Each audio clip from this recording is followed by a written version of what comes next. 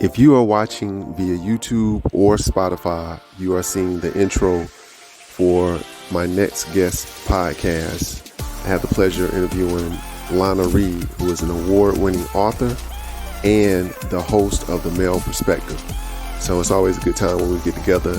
She's been on the podcast a couple of times, and definitely sit back, relax, and enjoy. Hey, welcome back to another episode of Generation Motivation, the podcast. I am your host, Jaysnipes, aka the Podcast of the People. Thank you, as always, for tuning in. You know what? I'm not even going to, get long-winded on my introduction. I want to jump right into it. I have a young lady to my left. Just beautiful spirit. She is a friend of Generation Motivation. This is her second time actually being interviewed for the podcast, but not only was she interviewed last year, she was also part of our mental health awareness forum as well. I have Miss Lana Reid, who is the host of The Male Perspective, as well as author of the book we're going to be talking about, Basements and Blossoms. So Lana Reid, welcome to Generation Motivation, the podcast again. Thank you. Man, please, we family. We family. We most definitely family. Hey, hey, both from North Carolina. This is why I specifically wore my North Carolina There you go. Gear. She's from Winston-Salem, and we got a little inside joke. I got some sweet tea. Yeah, no, seriously, I don't even drink sweet tea, and we just so happen to have some in the refrigerator right now. Some sweet tea. All right, next you need that and some a Krispy Kreme donut, chocolate eggs for me, and I'll be at home. I had some last week. I did. Honestly, I'm being dead serious. I'm not even joking. There you go. Well, thank you for the welcome. We're gonna sit there and talk about home anyways. We better most definitely. Lana, what is going on? Like I said, I definitely a friend of Generation Motivation. Anytime I call upon her, she is willing and able to participate, and that's just a beautiful thing. The fact that that you are such a giving person, and the way we actually met was she interviewed me for her podcast, The Male Perspective, and we've been like this ever since, just trying to make sure that we both flourish and we both continue to build one another up. So how's life treating you? Life is good. I got no complaints. I wake up every day. The 53-year-old body still works. Hey. You said you gotta put a little oil on some spots though, but you're good, right? You gotta put a little heat. You gotta put a little heat every now and then and stretch a little longer. But everything. I mean, no complaints. Life is good. Hey, my eyes open every day. I ain't got no complaints at all. I thank God every day for just being here, being an opportunity to be a vessel to serve. You mentioned that in the opening. That we came together. Basically, we were being of service to each other. I think that's what it's all about. And I'm just happy to be a vessel in this world and doing my little work. So life is good. Life is blessed. Hey, life is blessed. Hey, look, you're not doing little work. You're doing big things. No, I'm doing little things. There's people out there doing some really big things, like Generation Motivation. Nah, hey, look, and I'm gonna say it again because I said it, in our prior interview. You surpassed 100 episodes of The Male Perspective, and we definitely gonna jump into the book, but I do want to touch on The Male Perspective podcast first and foremost, because it's very unique in the dynamic of The Male Perspective. So Generation Motivation is all about highlighting those in the community using their platform to affect positive change. And so The Male Perspective actually is set up where you're interviewing African-American males, being able to show their beauty inside and out, and you want to paint this picture. I'm not even gonna say paint a picture. You want to show the perspective. Reality. Yeah, the reality. I like that. The reality of the African-American male, because you want them being fathers, brothers, what other type of servants in the community. All of that. They're doing all of that. Just doing all that. You want them to be able to have a fair shake, be able to come home to their families, be able to provide for their families, And I think it's beautiful that you seek out these males and allow them to share their stories and their hopes, their dreams, their goals, their aspirations, their successes, their shortcomings, and how they've grown from them. I just think it's beautiful that you've chosen to use your platform in that manner. So just talk a little bit about the male perspective. First of all, before I get started, I want to say thank you to the men that have participated. You have been one, because I don't think people understand the behind the scenes. What happens is you guys get this message from some strange woman that you've never met before, that you've never heard of, and said, hey, I want to talk to you for 30 minutes. You got 30 minutes to talk to me? I know you don't know me. And without hesitation, without fail, you guys say, sure, we'll give you some time. We'll be of service to you. So I want to say thank you to that. I mean, I don't take that lightly. That is just such a huge thing for a stranger just to come out, the box and say, hey, talk to me. So first and foremost, that's how it starts. I just roam around the internet, I tell people I use hashtags all the time, to look for brothers, say, hey, can you talk to me? Yeah. But I've always felt as a woman, I'm all for healthy relationships, and I think a lot of it stems from communication. We have to be able to sit down and have healthy communication, and I believe part of that is listening, just really listening, understanding, grasping what the other person, what the other gender is saying, and that was my motivation for starting the male perspective. I said, I just want to hear what they're talking about. I just need to understand. And as we get into the book, it was also part of my healing journey as well. But I just wanted to just really be in a space where I could ask some questions and hear. And it's kind of easy now with the way technology is. I can talk to guys all over the world and excuse me, and have these dialogues and put men in a position where I feel comfortable chatting with her. She's not going to be barking at me. She's not going to be accusing me of anything. She's not going to be pointing at me. And why didn't you? And Right. So it further creates an avenue or arena where we can have a healthy exchange, healthy dialogue. So a safe space. A safe space. And it's been so enriching to me, so educational to me, because I get to talk to men who are doing things that I would never, I just have no information, no knowledge of. So it's a learning experience for me. I've talked to brothers just doing some amazing work in this community. Brothers who work with reentry services, helping people transition from prison. I talk to brothers who start their own cigar lines, and I don't even smoke, but I learned how to, hand roll a cigar. Not right. Exactly. You know what I'm saying?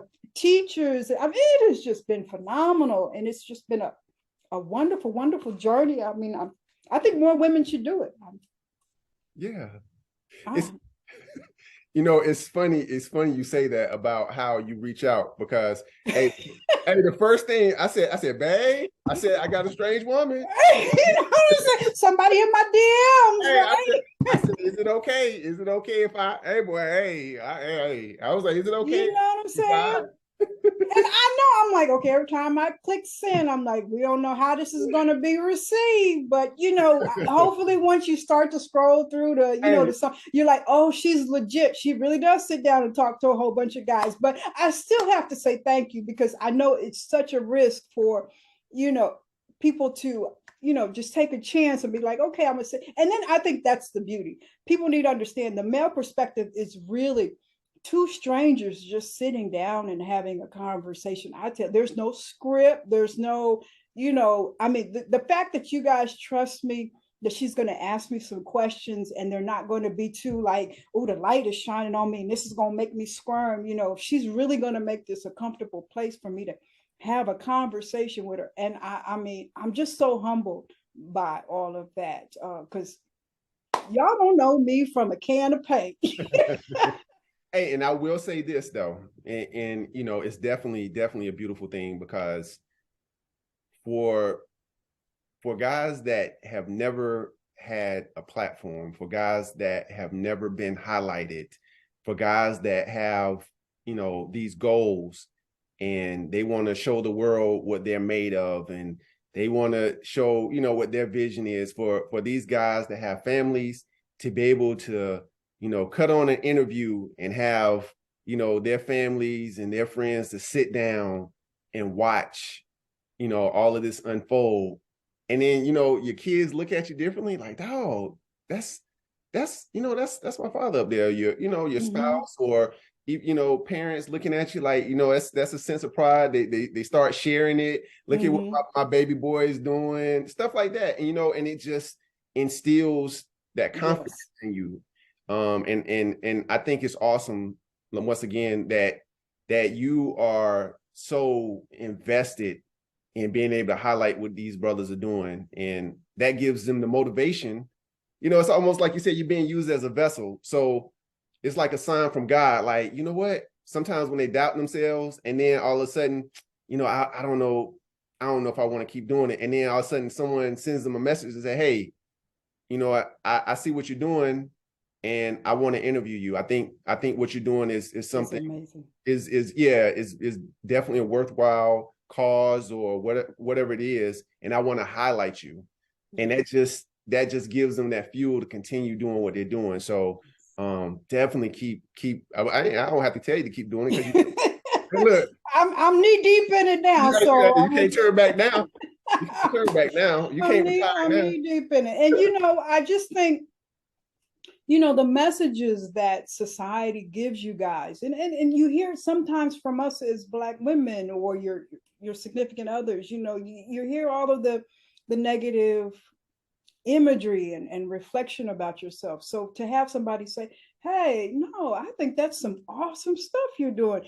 Let's see what you got here. Oh, you did. Oh, that's amazing. And I mean, kudos to you. I'm so proud of you. You keep on doing it, and I'm going to check on you. And I mean, I just think you guys need that more. And if I can occupy that space with a 30-minute interview over Zoom, hey, I'm just here to do it. I'm just here to do it. So walking in purpose. That's yes, because I talk to a lot of brothers that are fathers and husbands, and the world likes to say that you guys are incompetent to that, or you don't do that, or you avoid your responsibilities. But I talk to so many brothers that are holding it. Hey man, you know what I'm saying? Holding it down, going to basketball tournaments, and just family trips, and hey, if I can just shed the light more on contradicting what society and media and scrolling on these things is trying to implant in you, like you said, I'm just gonna I'm a vessel. Just use me as a vessel. So exactly. And and it's funny you say that when we talk about perspectives and narratives, because actually Generation Motivation, the tagline is, we are creating the narrative. That's right. And you have to, because if you allow someone else to create that narrative and you don't do your research, and you don't investigate, and you're just naive to what narrative is being put in front of you, yes, that's dangerous. Yes, and you have to really be careful with these things. You have to really, really be careful. Yeah. Knowledge is power. Yes. Knowledge is power. So let's talk about this piece of work right here. Basements and Blossoms. So for those who were privy to be able to hear the first interview, or actually tune into the mental health awareness forum, then you kind of know the backstory to this particular book, and also the backstory to how you came about doing the male perspective. But can you just shine a little bit of light on what inspired you? This is her second book. So what inspired you to write? This is your third book? Oh, wow. Okay. Oh, excuse me. You get a pass. You get a pass. Sorry, excuse me. I didn't know. Book number 3. Book number 3. Okay. So, well, what inspired you to write this book? And I guess the books prior to that as well. I mean, we can definitely touch Okay. on. Become an author. Let's say that. Okay, so that book is actually a memoir. So I just was at a place in my life where I had did a lot of healing and personal reflection, and I thought it was time to write this particular segment of my life. You know, catch me in another 20 years, there'll probably be another one. But I felt like I had did enough healing in some aspects of life that I wanted to kind of just put pen to paper.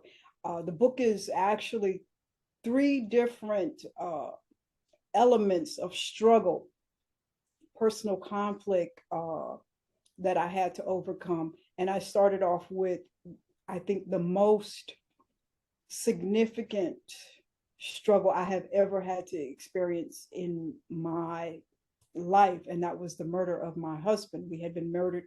We had been married for 12 years at the time, and he went out one Saturday night and just never came home, you know. And I'm looking at the time here, so let me give you a little backstory here. So, because I don't want to take up too much time. No. It's important. So we had been married for 12 years, and you know, doing the whole traditional American family thing. Daughter was 7 at the time. He went out to one Saturday night to watch the fight with the fellas. Mm-hmm. And as the fight was over, and he came out, and they were all hanging out in front of the house talking, you know how the fellas do, just talking and vibing. And the part of town he was in, LA, was not the best area, and car rolled by and started shooting. And my husband took 4 bullets, and they say the one to his lungs is what killed him. He basically drowned to death. But the whole evening was so surreal, because when I got the call, my brother-in-law called me, and he was like, well, he's at the hospital, but he's in surgery. So I went to the hospital, and they were like, we don't have anybody here by the name of your husband, but we have a John Doe. So when they were trying to explain this John Doe to me, they said, well, does he have any identifying marks? And I said, my husband has a tattoo on his heart, on his chest, and it's a picture of the world, and it has my name and our daughter's name, so saying that we are his world. And that's when they informed me that that was my husband, and he had arrived at the hospital dead on arrival.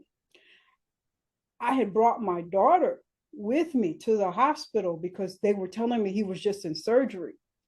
So now I have to turn to the 7-year-old child and tell her, Daddy's not coming home, while I'm trying to process everything mentally as well. And then family starting to arrive or whatever. So that's when the days just started to just transpire. And you're just kind of walking around in a fog. And I remember coming home, it was late. By the time we got home, after midnight, putting my daughter to bed. And this is what people need to understand about grief. Putting her to bed, and then just sitting on the couch in the living room, like, I'm just going to wait here. He's going to turn the key. He's going to turn the key. He's going to come in. This is all a dream. And it was like that for weeks, waiting for him to come through the door. Just, like, okay, I know I got a plan. I plan, but he's going to come through the door. He's going to come through the door.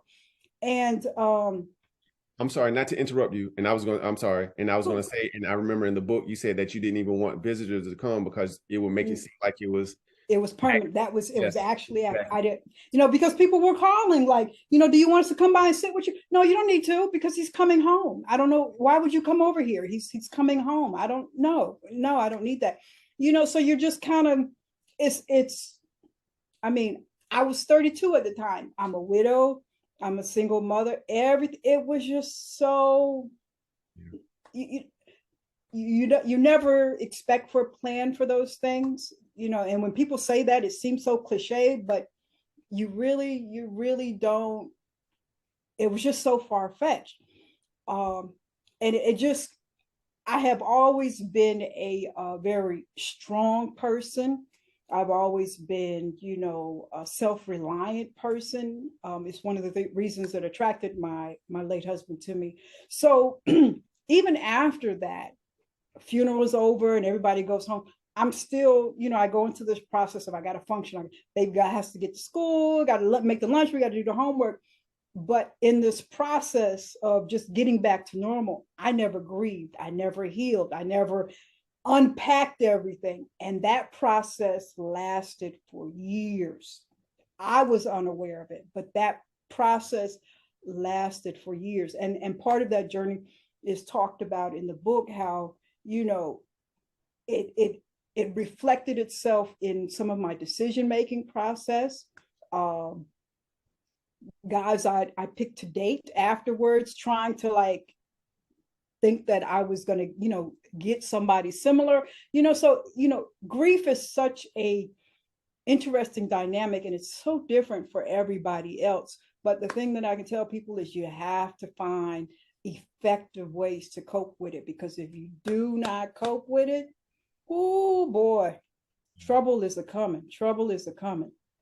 But anyways, I done ran my mouth about that. But that's one part perspective of the book is, and the major part of the book is how that was a very dark time and a very long lasting dark time in my life. And I have just recently got to a place in life where, I've packaged it and I'm in a healthy place in this journey. And, it still hits me. I tell people all the time, there can be a song that'll come on and like it'll take you there, but it's not as devastating as it was before. And so the title of the book, Basements and Blossoms, and it's a very is a section in the book towards the end, and it just kind of connects everything together in terms of the title of the book. And you said, since I am here to pen these words to paper, it is evident that I heeded my mother's words and never tried to jump from the basements of life that I found myself in. Instead, I took those dark and uncertain moments and used them as opportunities to blossom into a better version of myself. That's beautiful, though. So basements and blossom. So that's how the title came about. Basements, yeah. But when I was a little girl, my mother told me she was mad at me for something or whatever. And you know how we do those things as kids. Well, I'm gonna run away, or I'm gonna kill myself, or whatever. She was, being smart. Black folks don't jump from the basement, so that's what that. We already got it tough. Black folks don't jump from the basement. So that's kind of, you get the idea, like, okay, life is already hard, so let me find some way to cope with this. But today, in the Black community, we have better ways to cope with it than some of the older Southern traditional ways of just suck it up. You do have to express about it. You have to talk about it. I'm all for promoting healthy mental health varieties. I want to say that. But part of my upbringing, and I talk about this in the book, is I'm an Air Force brat. I'm a military child. So part of that time we lived in Japan for quite a few years. And Okinawa. And the only reason I know about Okinawa was because of the Karate Kid. But go ahead. I want to say Karate Kid too. No, I only saw the first one. Oh, okay. He went to Okinawa and fell in love with somebody. But go ahead. Okay, yeah, but no, the lotus flower is very common. Yeah, it's very common there. So as a child, I was introduced to the lotus flower, and it grows in these muddy ponds, and it grows underneath the water. And then every day when the sun comes out, it's a white flower. So it's in this muddy pond, and every day when the sun comes out, it kind of rises up outside on top of the water and blossoms, and it's clean and pristine, even though it came up out of the mud. And it does that. And then the thing about the lotus flower, it can be planted, but it takes 3 or 4 years for it finally to blossom. So it takes some time. It's not a quick harvest, you know what I'm saying? So it's so reflective in so many areas of life and what we go through. And that always stuck with me from a little girl being there. So, you know, part of my journey, I have been exposed to symbolic tools that have helped me emotionally get along the way. So, you know, when I was writing that book, you know, I thought about my mom, but then I started to think about the things that I had been given along the way to kind of get me through some tough times. So yeah, so basements to blossoms, you know, so that's where it is. And then of course you segued and you started doing the male perspective as well, which is also an extension of the healing process, like you said, but then also using what you've learned from that healing process to be able to help put others in a shed a light on their story. So, you know, hopefully they'll be able to learn, others will be able to learn about, you know, our community and Yeah. these Well, yeah, not to cut you off. I wanted to, if the girls, my girls from college, and there's only 5, were to she be said here, right? There's only only 5. 5. So There's you know who you are, 5. they would tell you, no, they would say Lana was always the one at the table with the guys. Well, why you do that? And when you say that, what does it mean? And so they would tell you that it was already destined for me to be sitting up here asking the guys all these questions, because I have done that my entire life. You know, I'm probably the equivalent of an annoying little sister, you know, hanging out with the big brothers, like, well, how come I can't play ball with y'all? You know what I'm saying? So Right. I've always been tagging along, asking all of the questions. So I think it was in my destiny probably to be doing the male perspective, but also, you know, when my husband was killed, my first book was part of the therapy, My Love Notes to a Black Man.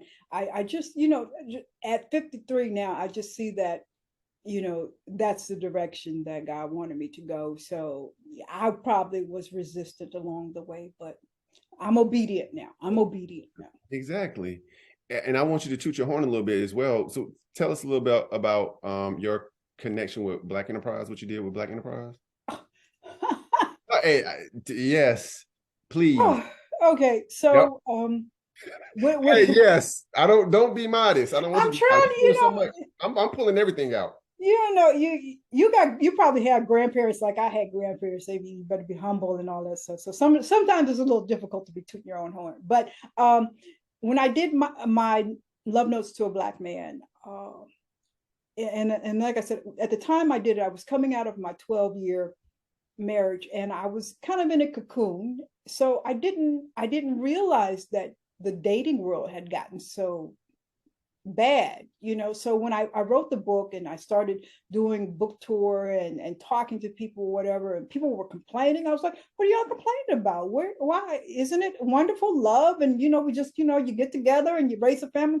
And they're like, no, it ain't like that. Where you been? I said, okay. Right. Shut that down quickly, huh? You know, like, okay, I guess I have been under a rock. I've been married. Okay. Right. So I said, you know, I've always kind of been Mrs. Fix It. Let's find a solution to the problem. So I decided to have a seminar, a Black relationship think tank, because one of the things that helped me in my marriage, and I talk about this in the book, was my elders. So when I was sitting up there in my marriage, saying, dude, I don't like you, I can't stand you, it was my great aunties, my grandmother, whatever, you know, that I could go and talk to and say, hey, this is how you do it. So anyways, I wanted to recreate that situation. So I got with Black Enterprise, and they sponsored the Black relationship think tank.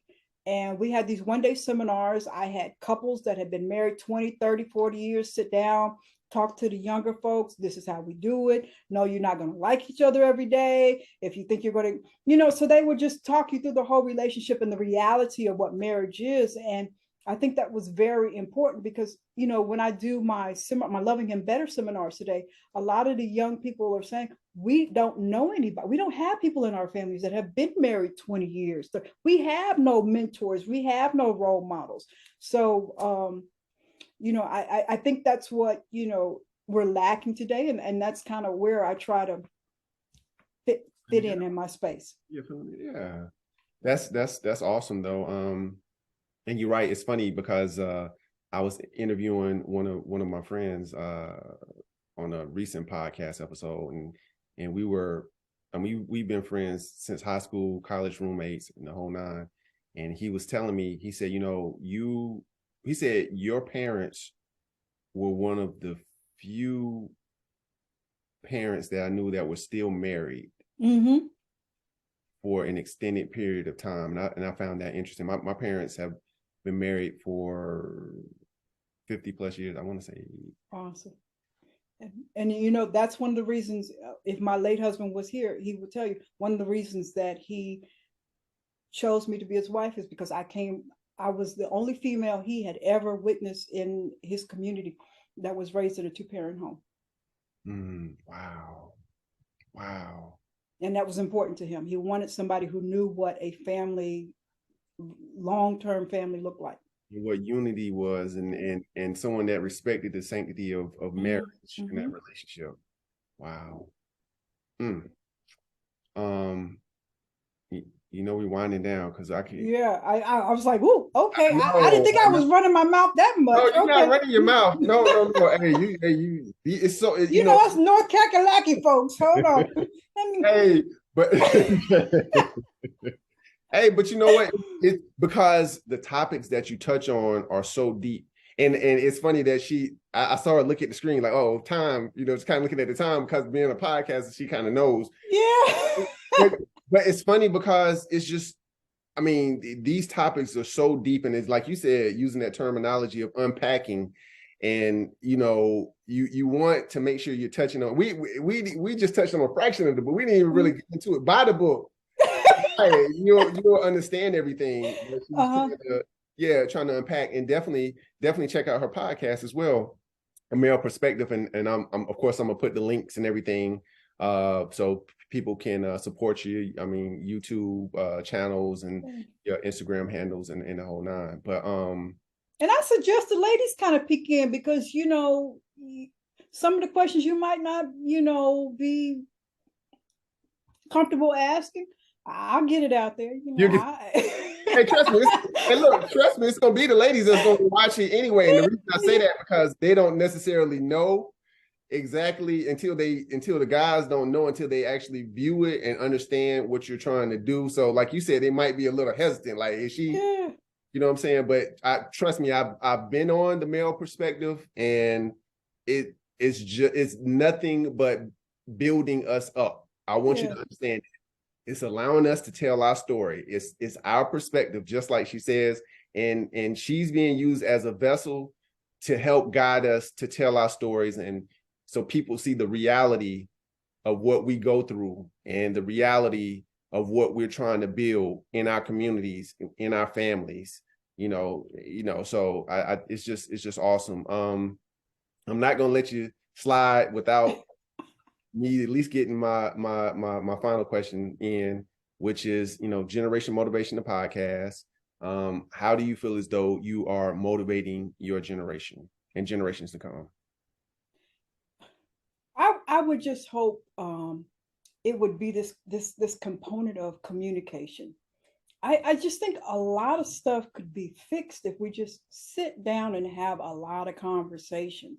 You hear so many incidents happening around the world at grocery stores and fast food restaurants. And, a lot of that could have been resolved with just, can we sit down and have a conversation? Because you realize a lot of times half of the stuff really ain't as serious as you making it out to be. You know what I'm saying? And we have these big blow ups and all this stuff. I mean, I would hope that you have an opportunity to say, here are two people, or here's somebody can sit down week after week after week after week, have a conversation, walk away from that experience, are better for it, have a different understanding, a better perspective, a better understanding, and everybody's better for it. I would just hope people learn and understand and see how valuable just a conversation is, So what did Tevin Campbell say? Can we talk? Can we talk about it? Just a minute. You know what I'm saying? Just a minute. Just a minute. You know, let's be on the same page. And if we don't like each other after we're on the same page, then at least we understand and let's go our separate ways. But thank you. You know what I'm saying? Just a conversation. You know what I'm saying? That would be my hope. I think that's the foundation for a lot of things in life. Just a conversation. You know? Yes, exactly.